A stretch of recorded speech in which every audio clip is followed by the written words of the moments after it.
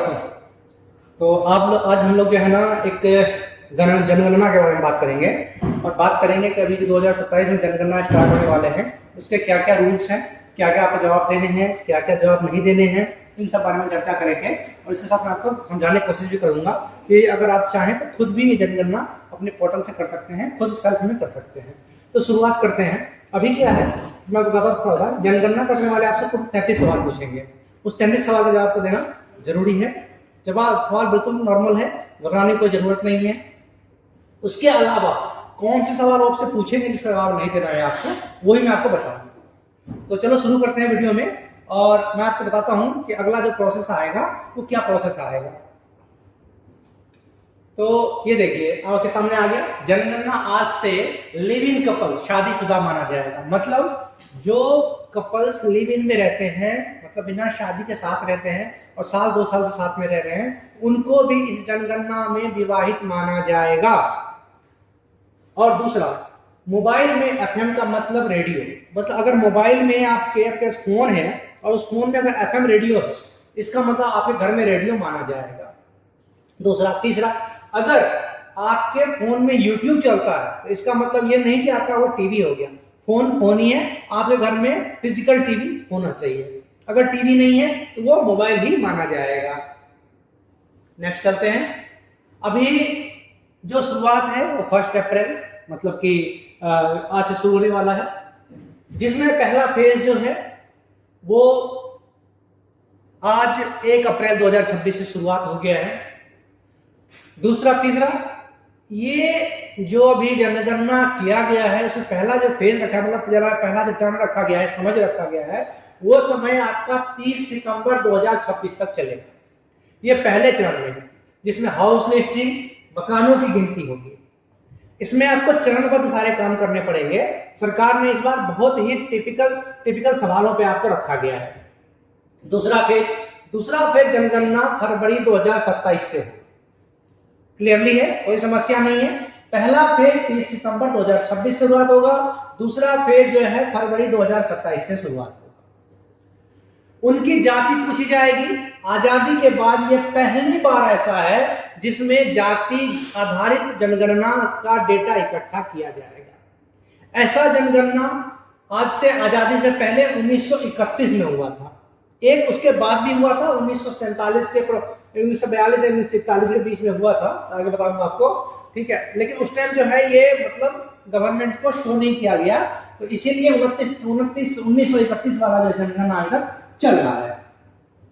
जनगणना में खास चीजें जो बताता हूं आपको, जनगणना में स्थित रिश्ते में रहने वाले लिव इन कपल को भी शादीशुदा माना जाएगा।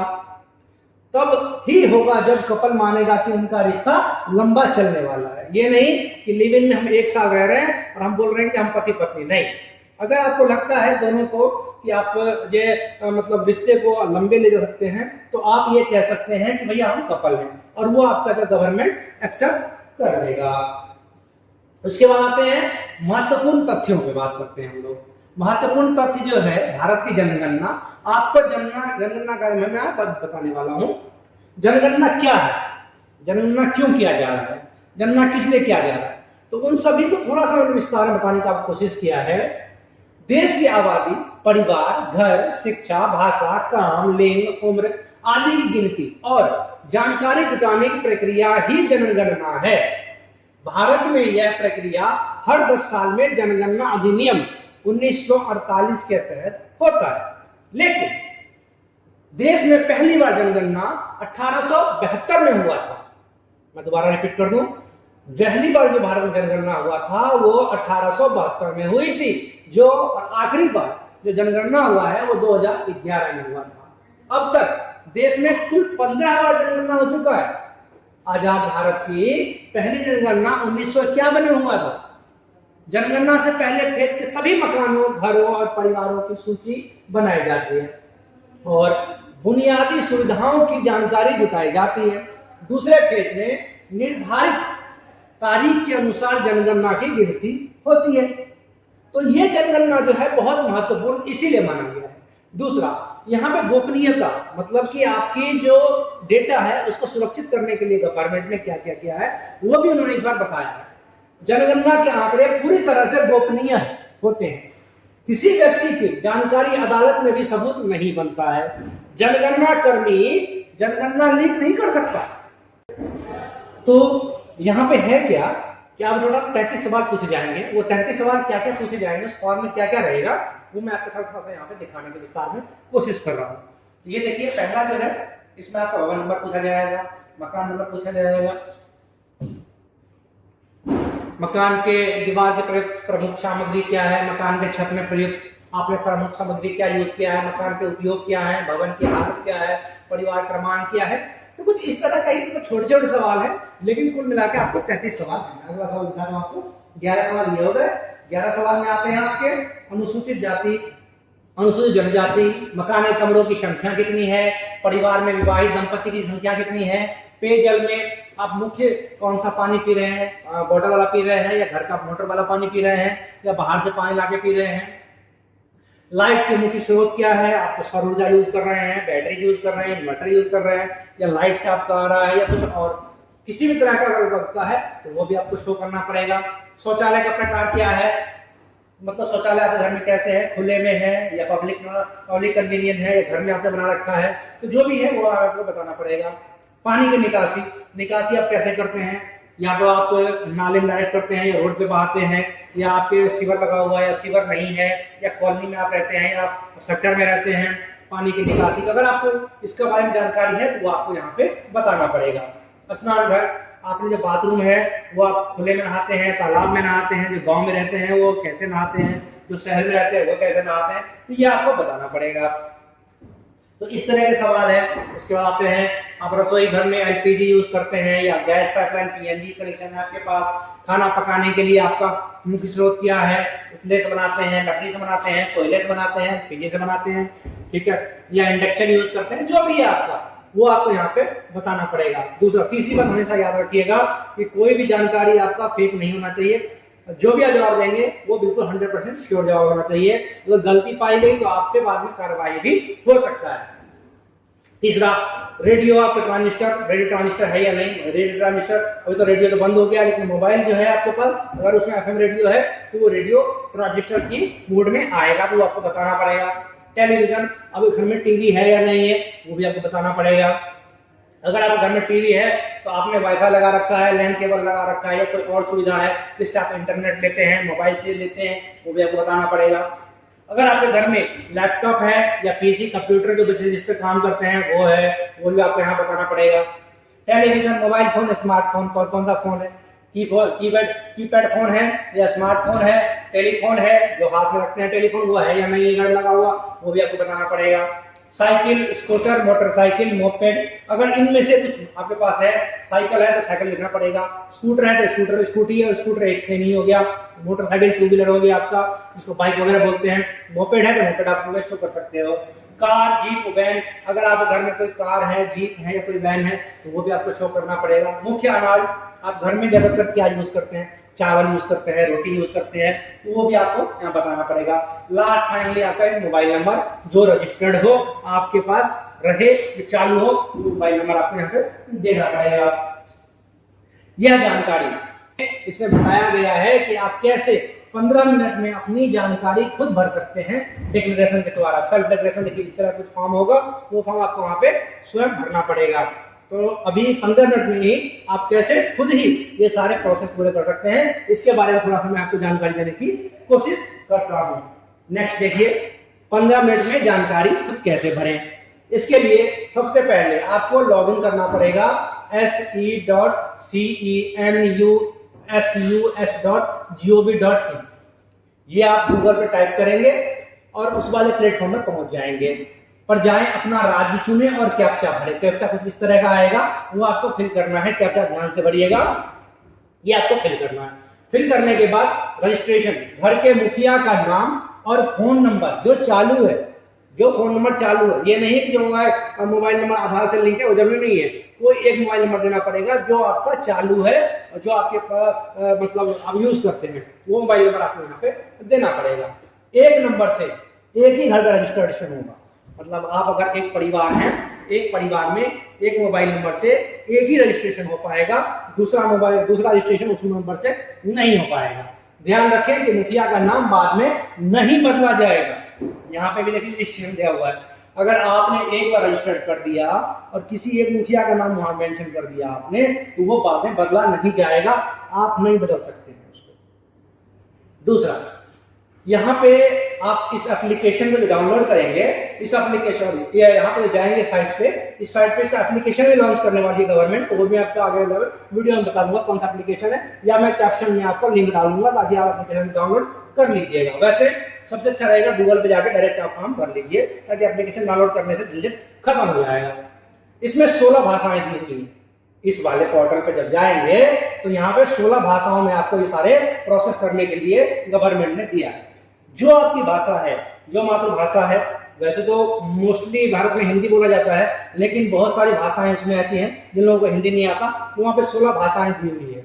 आपको कोई एक भाषा चूज करना है और उसके बाद ओटीपी वेरिफिकेशन करके चुनी हुई भाषा पे ही आपको काम किया जाएगा। एक बात यहाँ पे और रिस्ट्रिक्शन दिया हुआ है, अगर आपने एक बार लैंग्वेज मतलब भाषा अगर यूज कर लिया, चूज कर लिया, एप्लीकेशन आपने लॉगिन कर लिया, दोबारा आप खुद सेल्फ आप बदल नहीं सकते हैं। बदलने के लिए फिर आपको अलग प्रोसेस जाना पड़ेगा। उसके बाद अपना जिला और शहर भरें। जैसे ही आप राज्य चुनेंगे, राज्य का अगला पेज खुलेगा पॉपअप, उसमें आपका दिखा रहेगा कि मतलब शहर चुने, अपना जिला चुने। उस पर जब चेक करेंगे, जैसे ही आप करेंगे तो आपका इस तरह का देखिए आपका आइकन आएगा। उस आइकन से एग्जैक्ट आपके घर के पास जो लोकेशन आएगा, अगर ये लोकेशन यहाँ पे है आपका, तो घर इसको यहाँ पे लेके आएंगे, टैप करके यहाँ पर आएंगे और उसको हम मार्क कर देंगे, जिसको बोलते हैं लोकेशन। अपने घर की सटीक लोकेशन पर सेट कर देंगे। सवाल जवाब, हाउस लिस्टिंग से जुड़े सभी 33 सवालों का जवाब दें। अगर कोई उलझन हो तो पोर्टल पर दिए गए नोट्स या टूल टिप की मदद ले सकते हैं। ऑलरेडी यहाँ पे जो अपना ये वाला साइट है ना, इस वाले साइट पे ऑलरेडी यहाँ पे टूल किट दिया हुआ है। उस टूल किट की मदद से जो है आप चाहे तो उसको देख सकते हैं कि कैसे उसको हमें करना है। जैसे मैंने आपको सिंपली दिखाया है कि हमने टैप किया नई दिल्ली स्टेशन, नई दिल्ली स्टेशन के एग्जैक्ट आ गया, अब इस तरह का लोकेशन आपका शो करने लग जाएगा। लेकिन अभी ये शो नहीं करेगा, मैंने आपको दिखाया है इस तरह से आपका लोकेशन शो करेगा। उसके बाद सबमिटर पूरा डेटा चेक करें। एक बात ध्यान रहे, आपने अभी तक जितने भी फिल किए हैं, जितने भी आपने भरे हैं उसमें, उन सभी को एक बार अच्छी तरह से चेक कर लीजिए। चेक इसलिए कर लीजिए कि जो आपने यहाँ पे फिल किया है वो सही है या नहीं है। सही होने के बाद आप खुद बदलाव नहीं कर पाएंगे। मैं आपको बता दूं, अगर आपने एक बार सबमिट कर दिया तो सबमिट करने के बाद अब उसको खुद नहीं बदल सकते। उसके लिए फिर आपको पोर्टल से ये बात करना पड़ेगा, जो हमारा कस्टमर केयर है उनसे बात करना पड़ेगा, काफी लंबा प्रोसेस हो जाएगा। इसीलिए जो भी आप भर रहे हैं उसमें वो फ्रेंडली प्रीव्यू एक बार चेक कर लें उसका, और उसके बाद ही सबमिट पे जाए। सबमिट होते ही स्क्रीन पर आपको ऐसी आईडी आपके सामने दिखाई देगी। इसका स्क्रीनशॉट ले लें। वैसे आपको मेल पे या मोबाइल पे आ ही जाता है मैसेज, फिर भी आप स्क्रीनशॉट ले लीजिए। कई बार क्या होता है, कंजेशन की वजह से जो है मेल वगैरह या मैसेज नहीं आता, तो आप स्क्रीनशॉट ले लेंगे तो आपके अच्छा रहेगा। स्क्रीनशॉट लेने से ये होगा कि जब आपने वो फॉर्म भरा है, फॉर्म भरने के बाद जो है जब भी आपके पास कर्मचारी आएगा जनगणना वाला, उसको आप ऐसी आईडी दीजिएगा, ये हमने पोर्टल पे चेक किया जी, वो अपना टैब खोलेगा, उनके पास टैब होता है, सब कुछ वो ऑनलाइन उसी टाइम करेंगे। ये नहीं कि पेपर भरना है, ये सब पेपर कोई झंझट नहीं है, सब कुछ ऑनलाइन है यहाँ पे। वो अपना टैब खोलेगा, वो ऐसी नंबर डालेगा, अपनी लॉगिन आईडी डालेगा, जैसे डालेगा पूरा डेटा आपके सामने खुल के आ जाएगा। मिलान करेगा, हाँ भाई ये जो डेटा भरा हुआ बिल्कुल सही है। फिजिकली अगर कुछ मांगते हैं, कुछ पूछते हैं, मांगते तो नहीं पूछते हैं, पूछेंगे तो आपको बताना है उस पर, ठीक है। जैसे ही वो सबमिट करेगा फिर वहां से आपका सबमिट हो जाएगा, वेरिफिकेशन ओके हो जाएगा और स्वीकार की जाएगी। नेक्स्ट पे आते हैं, मोबाइल में एफएम तो रेडियो लिव इन है तो शादीशुदा, ये मैंने पहले बता दिया आपको, ठीक है। और रेडियो ये वाहन, तीसरी बात, अब यहाँ पे देखिए एक और चीज दिया हुआ है, वाहन में कार जीप, जो कार जीप है वाहन में, उसमें श्रेणी बनी हुई है। उस श्रेणी में आपका जो है ये रिक्शा, ऑटो, कार या बाइक वगैरह नहीं माना जाएगा। उसमें अगर कार और जीप का अगर श्रेणी है, उस श्रेणी में आपका कार और जीप ही माना जाएगा, क्योंकि उसमें आप ऑटो भर दीजिए, ई रिक्शा भर दीजिए, या अभी जो बैटरी वाला रिक्शा चला है वो भर दीजिए, 3 व्हीलर, ऐसा कुछ नहीं है। अगर कार जीप है तो कार जीप ही आपको वाहन में डालना पड़ेगा, बाकी ट्रैक्टर वगैरह भी दर्ज नहीं होगा। इन सबको बाइक या ऑटो रिक्शा कार नहीं माना जाएगा। दूसरा तीसरा यहाँ पे आते हैं पानी। घर में नल है, मोटर लगा हुआ है आपके, या पानी बाहर से आता है या सप्लाई से आता है या कोई गवर्नमेंट आपको सप्लाई चेन देती है, क्या आप वो पानी यूज करते हैं? अगर हाँ तो वो लिखें, अगर नहीं तो अगर आप पानी बाहर से बोतल लेते हैं, जो देके जाते हैं पानी का बोतल, जो 20 लीटर का पानी वगैरह कैन आता है ना, जो आपने देखा होगा कई बार आपने यूज किया हो घर पे, बहुत सारे लोग तो यूज नहीं करते हैं, बहुत सारे लोग यूज करते हैं। अगर वो पानी आते हैं तो वहां पे जो ऑप्शन आएगा उसमें आपको लिखना पड़ेगा वोल्टेड वाटर। ये देख लीजिए ध्यान से, वोल्टेड वाटर यहाँ आपको लिखना पड़ेगा, ठीक है। दूसरा तीसरा यहाँ पे आएगा किचन। घर के हिस्से में अगर किचन है, अगर आपने घर बनाया, और कई बार क्या है कि लोगों के पास छोटा सा घर होता है, आप बहुत ज्यादा कंजेस्टेड जगह में जाइए, वहां पे क्या है एक ही रूम होता है, एक ही रूम में जो एक साइड में किचन बनाते हैं और वो उसी किचन में साइड में वहां पे सो जाते हैं, उसी रूम में किचन होता है और उसी रूम में आपका आराम करने का जगह होता है, तो उसमें अलग से किचन नहीं माना जाएगा, उसको एक ही रूम माना जाएगा। यहाँ पे क्लियरली मेंशन कर रखा है, अगर घर के हिस्से में ही खाना बनाते हैं और सोते हैं तो रसोई नहीं मानेंगे। रसोई तभी दर्ज होगी जब घर में अलग से किचन बनाया हो। मैं फिर रिपीट कर दूं, आपको ये सब इसलिए बता रहा हूं ताकि आपके फॉर्म में इस तरह का जो कैप्चा आपको भरना है, डिटेल फिल करना है। अगर डिटेल गलत भरेंगे तो फिर वो कर्मचारी आएंगे, आपका फेल हो जाएगा। मैंने आपको यहाँ पे फोटो भी दिखाया है, एक रूम है, इस रूम में इस साइड ये खाना बना रहे हैं और इस साइड सोने की व्यवस्था है, तो ये आपका अलग से किचन नहीं माना जाएगा, ये रूम माना जाएगा। तो एक खास बात, कर्मचारी अगर ये 3 सवाल पूछे तो जवाब आपको नहीं देना है, चाहे कुछ भी कर ले वो। वैसे तो ये सवाल पकड़ेंगे नहीं वो, अगर वो करते हैं तो समझ लीजिए वो बंदा फ्रॉड है, फिर आपको सिंपली 112 पे कॉल कर दीजिए, कोई दिक्कत नहीं है। सवाल क्या है? आमदनी, महीने की कमाई, आपका एक महीने में आपकी सैलरी क्या है, कितना कमाते हैं। जैसे नॉर्मली क्या जनरली लोग आते हैं पूछ लेते हैं, हाँ आप कितना कमाते हैं भैया, हाँ आपकी मतलब ईयरली कमाई क्या है, ठीक है, आपके बैंक में लगभग कितने पैसे होंगे।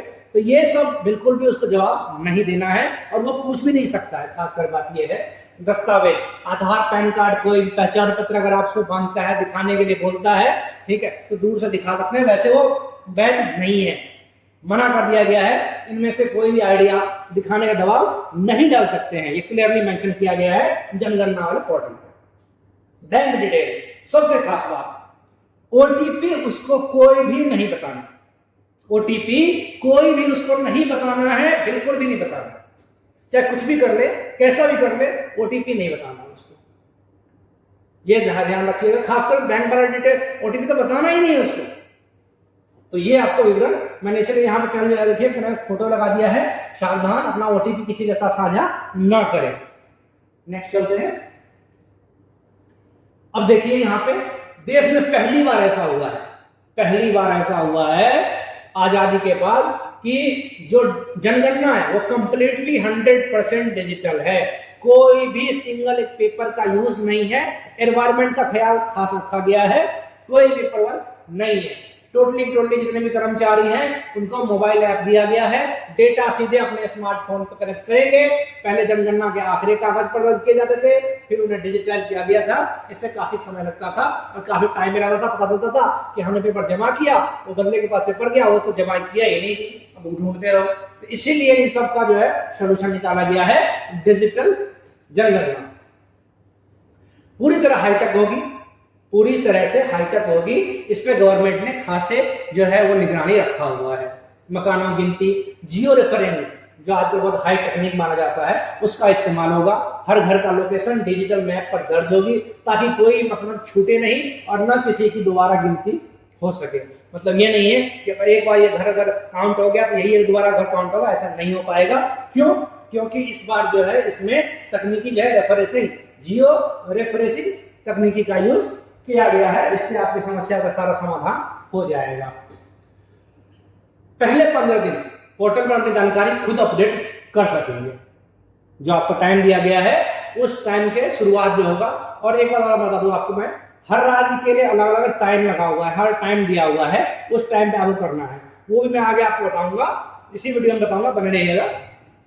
इसमें गवर्नमेंट ने ये दावा किया है कि जो हमारा ये सिक्योरिटी है जो कि गणना कर रहे हैं, ताकि किसी का भी जो है विवरण वो लीक ना हो सके, किसी की भी जो है वो डेटा लीक ना हो सके, इसका फुल प्रूफ बनाया हुआ है प्लान।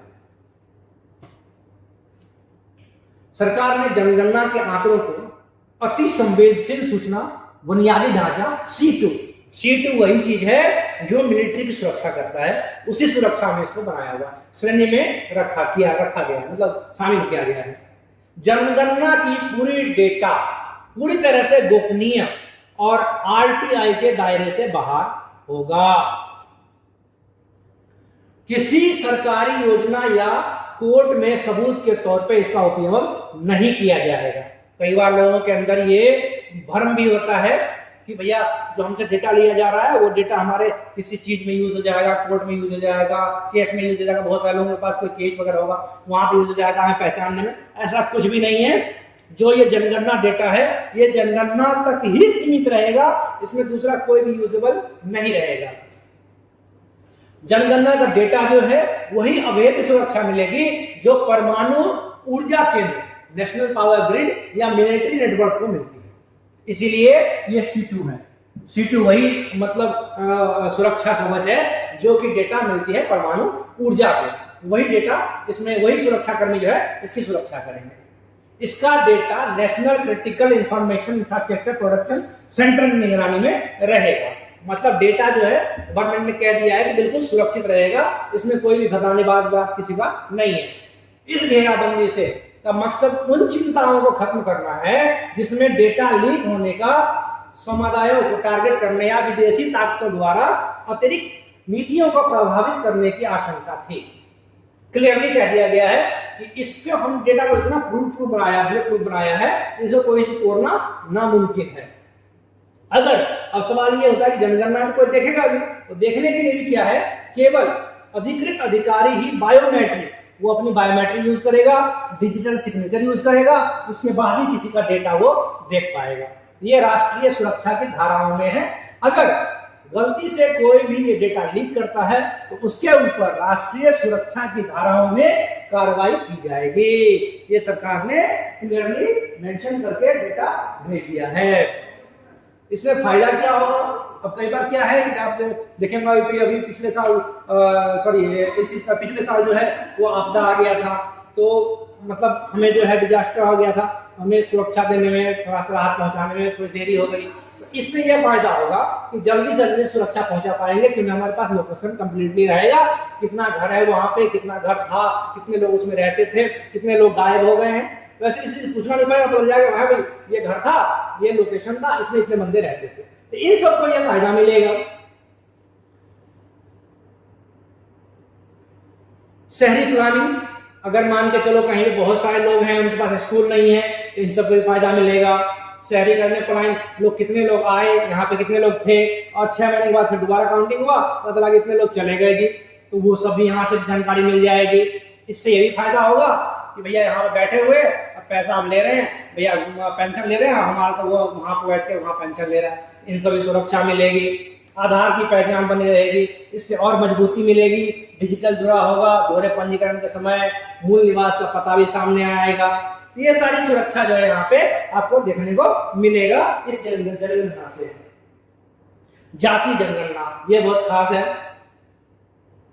वर्तमान स्थिति 1951 से अब तक जनगणना में केवल SC और ST की निगरानी होती रही है। देखिए यहाँ पे 1951 से अब तक जनगणना में केवल SC और ST का गिनती होता रहा है। अब OBC और अन्य जातियों की नहीं। जातीय जनगणना सरकारी योजनाओं का सही लाभ तय करने, आरक्षण नीति को समीक्षा और डेटा आधारित पॉलिसी बनाने में मददगार होगा।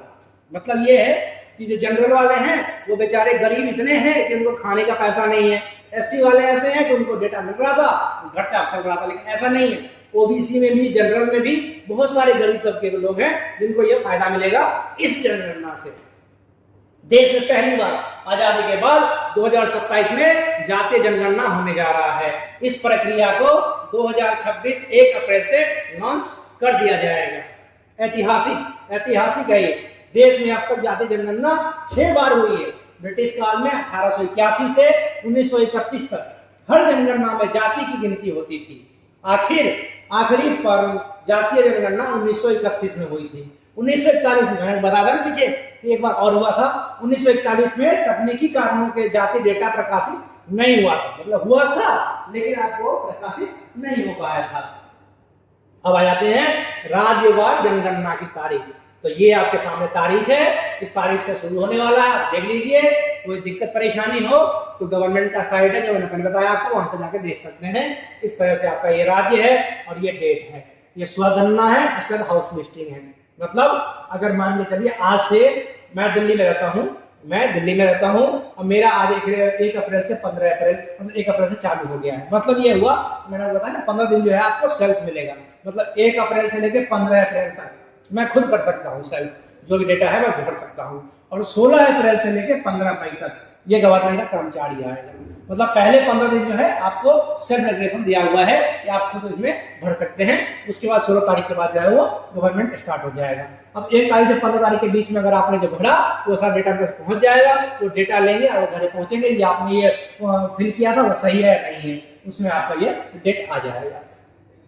गुजरात, दादरा, इनका जो है 5 अप्रैल से 19 अप्रैल, फिर 20 अप्रैल से 29 अप्रैल, तो इस तरह से आपका कंटिन्यू चलता रहेगा। देखिए बिहार में 17 अप्रैल से शुरू होगा, 1 मई तक सुबह कर सकते हैं, स्वयं कर सकते हैं। उसके बाद 2 मई से 31 मई तक गवर्नमेंट करेगी। तेलंगाना देख लीजिए 26 अप्रैल शुरू होकर 10 मई तक आप खुद कर सकते हैं, उसके बाद गवर्नमेंट करेगी।